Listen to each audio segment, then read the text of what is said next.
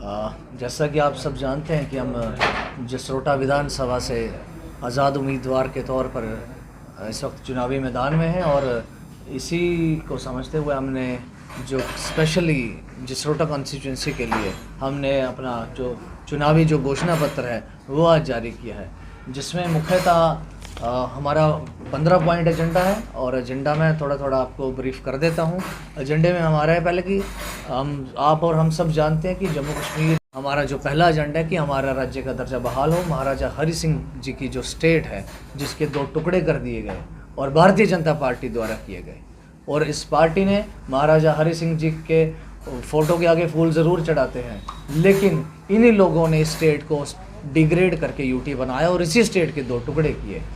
और ये लोग वो लोग हैं जो दूसरे जो कहते हैं कि श्यामा प्रसाद मुखर्जी को लेके कि उन्होंने परमिट सिस्टम को तोड़ा। ठीक है, अच्छी बात है, परमिट सिस्टम कहीं भी नहीं लागू होना चाहिए, लेकिन इन्हीं लोगों ने 2018-19 के बीच जो नॉर्थ ईस्ट की जो स्टेटें हैं उनमें इन्होंने परमिट सिस्टम लागू किया। ये दोहरा चरित्र है इनका। और पहला हमारा एजेंडा है कि जम्मू कश्मीर का जो राज्य का दर्जा है वो बहाल होना चाहिए।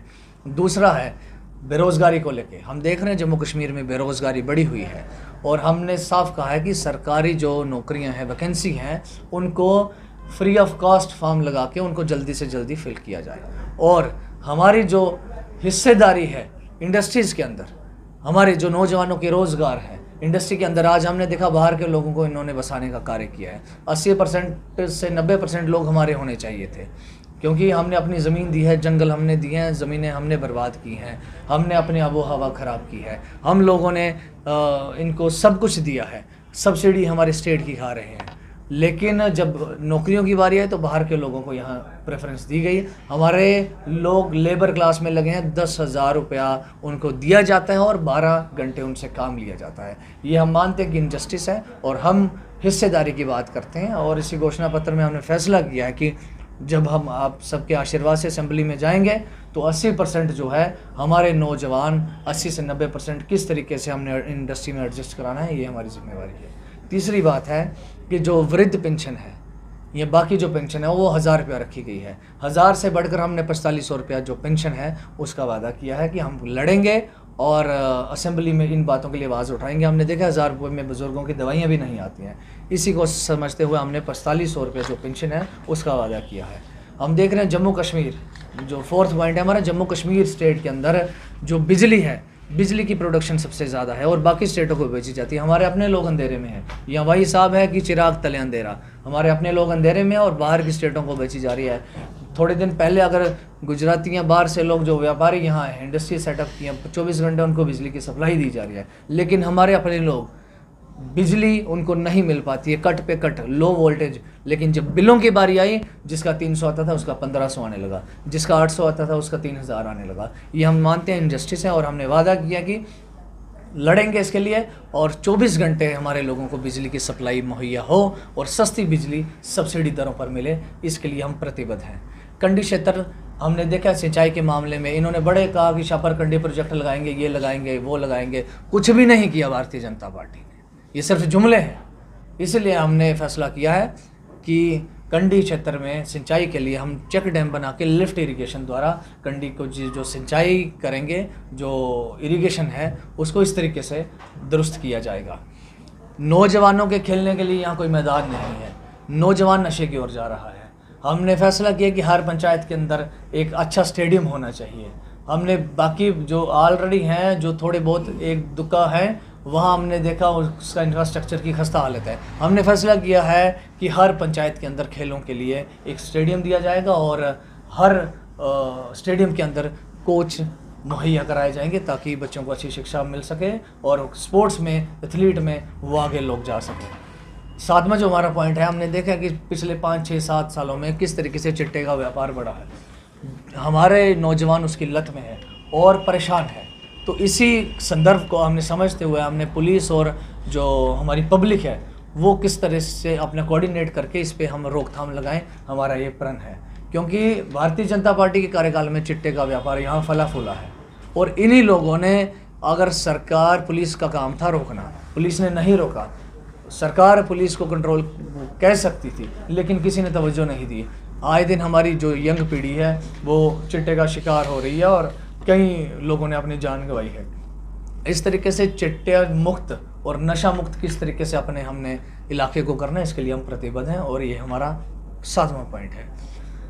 स्मार्ट स्कूल, दिल्ली की तर्ज पे स्मार्ट स्कूल बनाए जाएं। गवर्नमेंट स्कूल पिछले दिनों सरकार ने बंद कर दिए।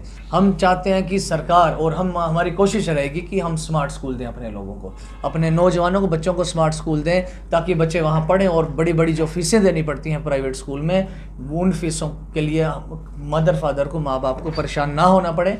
इसी का हमारा एजेंडा है। प्राइमरी हेल्थ सेंटर और डिस्पेंसरियों की आज की डेट में बुरी हालत है। हमने देखा है कि जो डॉक्टरों की अवेलेबिलिटी है वो ना प्राइमरी हेल्थ सेंटर में, डिस्पेंसरी में तो बिल्कुल नहीं, ना दवाइयाँ मिलती हैं ना डॉक्टर मिलते हैं। हम बिल्कुल इसके लिए फर्म हैं कि हमारे लोगों को अच्छी स्वास्थ्य सुविधाएं मिलनी चाहिए और हर प्राइमरी हेल्थ सेंटर में जितनी भी वेकेंट पोस्ट है उनको फुलफिल किया जाए, डॉक्टरों की जो अवेलेबिलिटी है उसको सुनिश्चित किया जाए। हमने देखा कि हमारा जो कंडी क्षेत्र है वहाँ रोड कनेक्टिविटी बहुत बड़ा इशू है, मोबाइल की कनेक्टिविटी बहुत बड़ा इशू है। पिछले दिनों कोविड आया, बच्चे पढ़ नहीं सके क्योंकि वहाँ मोबाइल कनेक्शन थे ही नहीं और ऑनलाइन क्लासेस चल रही थी। हमने फैसला किया कि हम जहाँ आज आधी से ज़्यादा जो इलाका है कंडी क्षेत्र का, वो वहाँ सड़कें प्रॉपर नहीं हैं और जो ऊपर वाले फार फ्लंग एरियाज़ हैं वहाँ नेटवर्क की बहुत कमी है और हम प्रतिबद्ध हैं। हम इसके लिए बिल्कुल प्रण लिया है कि हम अपने लोगों को रोड कनेक्टिविटी हर मौसम में किस तरीके से रोड कनेक्टिविटी दी जाए, उसके लिए हम कोशिश ज़रूर कदम उठाएंगे और फ़ोन कनेक्टिविटी हर गांव में पहुंचे और डिजिटल भारत के जो झूठे ये सपने दिखाते हैं उनको सही मायनों में किस तरीके से हम खरा उतारेंगे, इसके लिए हम प्रतिबद्ध हैं। Daily wager, contractual, temporary, need based employ, ये सिस्टम सरकारें बंद करें। ये जो तौर तरीके हैं ये बंद करें और किस तरीके से जो ऑलरेडी हैं उनको परमानेंट किया जाए, इसके लिए हमने कदम उठाने हैं। और आने वाले दिनों में सरकार ऐसी कोई भी जो टेम्परेरी एम्प्लॉयमेंट है, जो कॉन्ट्रेक्चुअल एम्प्लॉयमेंट है, उसको बंद करे, इसके लिए हम कदम उठाएंगे। जल जीवन मिशन की जो हम इम्प्लीमेंटेशन देख रहे हैं वो नहीं, ग्राउंड पे नहीं दिख रही है। हर घर जल हर घर नल का जो वादा है वो हमें नहीं दिख रहा है पूरा होता हुआ है। लोग गंदा पानी पीने को मजबूर हैं। हमारे पास, हम जा रहे हैं तो हमारे पास वीडियो तक पड़ी है कि लोग किस तरीके से गंदा पानी पी रहे हैं, कभी कहीं से, कभी छोटे छोटे रिसोर्सेज से वो पानी लेते हैं अपने लिए।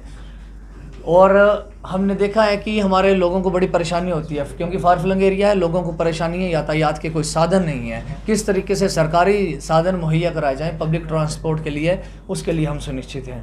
हर पंचायत के अंदर हमने फैसला किया कि स्किल सेंटर, डेवलपमेंट सेंटर खोलेंगे और इसी तरीके से हमारे नौजवान स्किल हों और बाकी जो अदायरे हैं वहाँ अपने आप को कुशल बना के अपने रोज़गार के और नए साधन पैदा करें।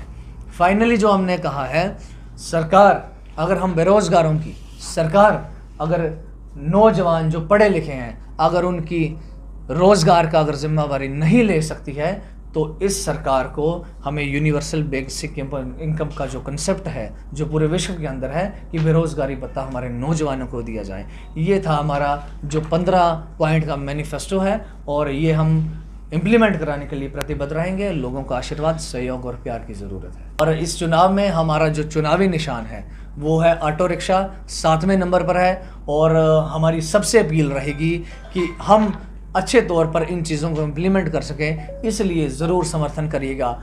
हमने देखी जुमलेबाजों की सरकार है, हर कोई कह रहा है कि सड़क, बिजली, पानी, शिक्षा ये कोई मुद्दा ही नहीं है, लेकिन हम समझते हैं यही मुद्दा है, यही बेसिक मुद्दा है। 75 वर्ष से ज़्यादा हो गए, हमारे हिंदुस्तान की जनता आज तक इन मुद्दों से नहीं उभर पाई है। हम कौन से विकसित भारत की कल्पना करेंगे? ये झूठे जुमले हैं, ये सरकारों के जुमले हैं। इन्हीं चीज़ों को, बेसिक ज़रूरतों को समझते हुए हमने चुनावी मैदान में उतरने का फैसला लिया और जनता का आशीर्वाद हमें मिल रहा है, सहयोग मिल रहा है और उम्मीद है हमें भारी मतों से जसरोटा कॉन्स्टिट्यूंसी के सब लोग हमें जिता के असेंबली में भेजेंगे। आपसे यही उम्मीद है, आशा।